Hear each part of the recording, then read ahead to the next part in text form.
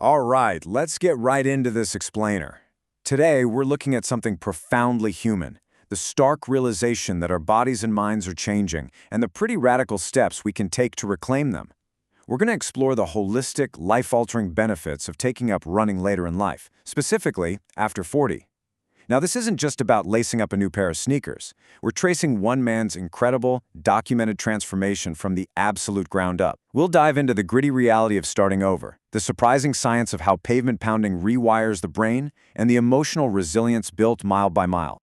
But, to really understand the destination, we have to look at the starting line. And honestly, it was bleak.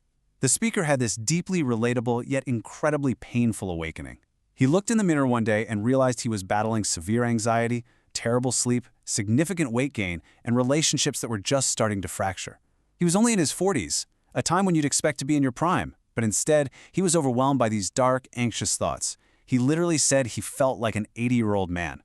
It's that classic midlife slump that catches so many of us completely off guard, leaving us asking, man, how did I get here? And how do I get out?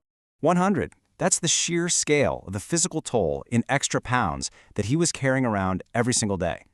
Before he even took a single running step, that extra weight was causing immense, chronic joint pain, not to mention skin issues from a poor diet. He was literally being weighed down by his own lifestyle.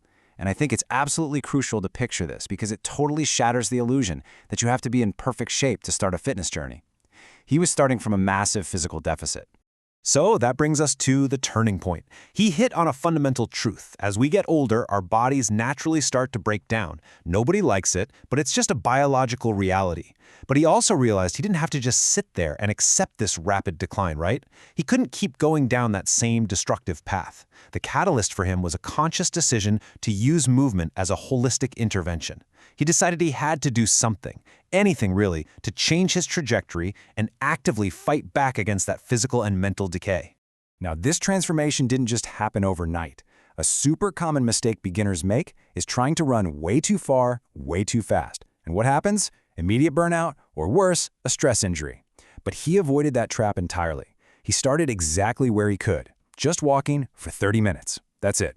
As he felt better, he naturally wanted to explore further, so a 30-minute walk turned into 45 minutes and then an hour of running, and the momentum just snowballed from there. He trained for a half marathon, then a full marathon, and eventually escalated to conquering massive 50-mile or 80-kilometer ultramarathons.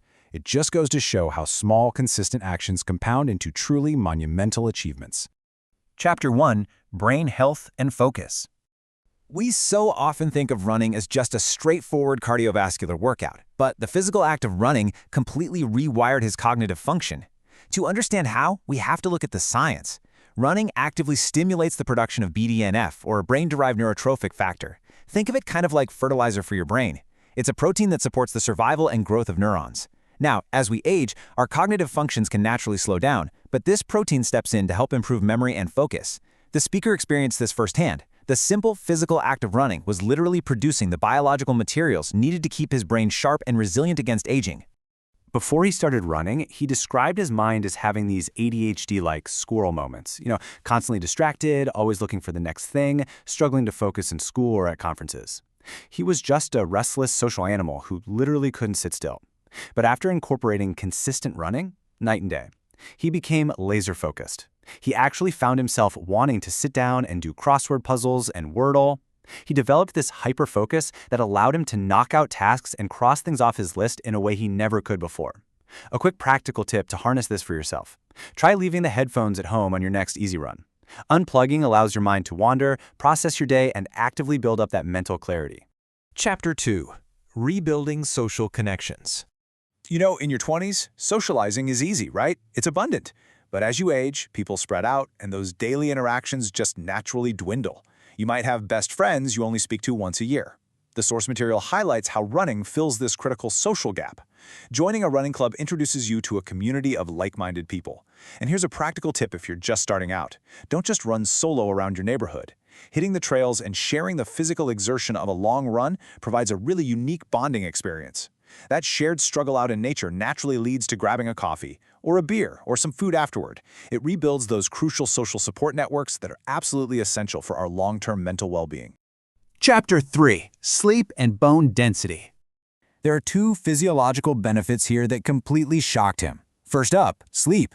Sleep is the ultimate recovery tool, yet before he started running, his sleep patterns were a total mess. He'd go to bed but wake up constantly throughout the night. It was fragmented, unrefreshing, just exhausting. The crucial point here is how the physical exertion of running drastically reduced his baseline stress and anxiety. By burning off that nervous energy out on the pavement, he was finally able to achieve 7 to 8 hours of straight, uninterrupted, high-quality deep sleep.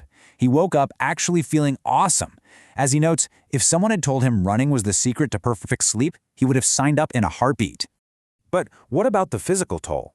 The most common objection you hear from non-runners is, "Oh, I could never run. My knees would never be able to withstand the pounding." And hey, it's a completely valid fear.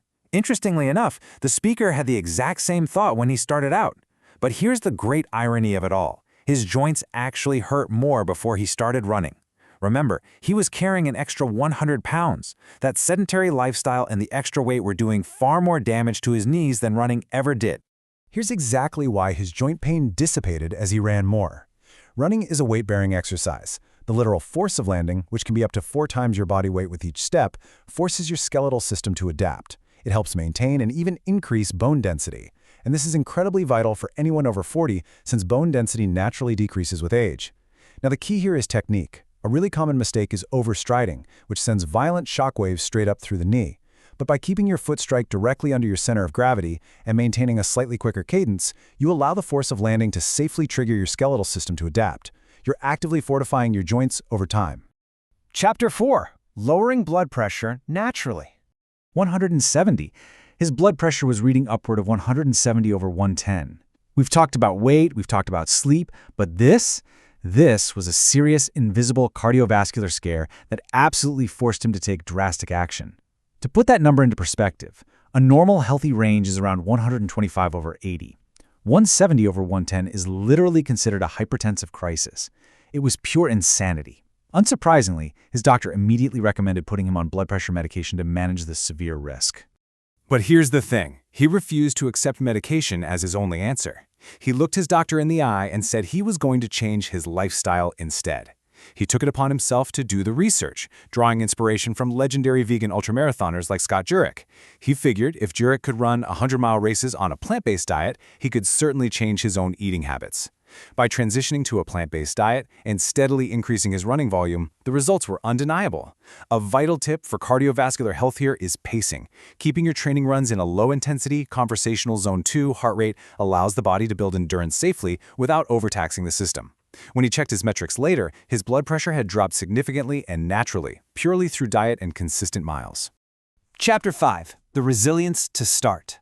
Beyond the bone density and the blood pressure, running builds a profound emotional resilience that helps us face life's darkest moments. Running is a natural mood elevator, right? It releases this flood of endorphins that actively combat symptoms of depression and anxiety. And for the speaker, this was deeply personal. He shared a really poignant backstory of being heavily bullied as a kid because he struggled with dyslexia. Back then, he hit the track to prove the bullies wrong, eventually becoming the best runner in his school. Decades later, when those dark, anxious thoughts began creeping back into his mind in his 40s, he knew exactly where to turn. Returning to the pavement gave him the confidence and, frankly, the biochemical tools to silence that returning anxiety and confront his past trauma head-on. But I want to be really clear about something. This journey isn't perfectly linear. A massive mistake people make is expecting constant, uninterrupted improvement. As he so beautifully states, every chapter in my life has a meaning. The more times I fail, the more times I win. He talks openly about dealing with a bruising ego as he ages, watching his VO2 max drop, dealing with slower running times, and hitting stubborn weight plateaus. Getting back on camera to admit he's struggling with his weight again? That's tough. The correction to that mindset trap is self-compassion. He uses every single failure to ask himself, okay, what did I learn? The struggle itself isn't a roadblock. It's just part of the learning process of becoming a better, more resilient person. Starting this journey over 40 isn't going to be easy. Sometimes you just need a day one, and honestly, that day is going to suck. The next day might suck too. You might really want to quit. But the speaker poses a provocative question that I think we should all ask ourselves. What's worse? The temporary physical pain of changing your habits and pushing your body on the pavement?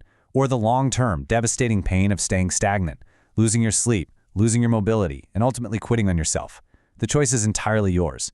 Thanks so much for joining me on this explainer, and I really hope this sparks your own journey forward.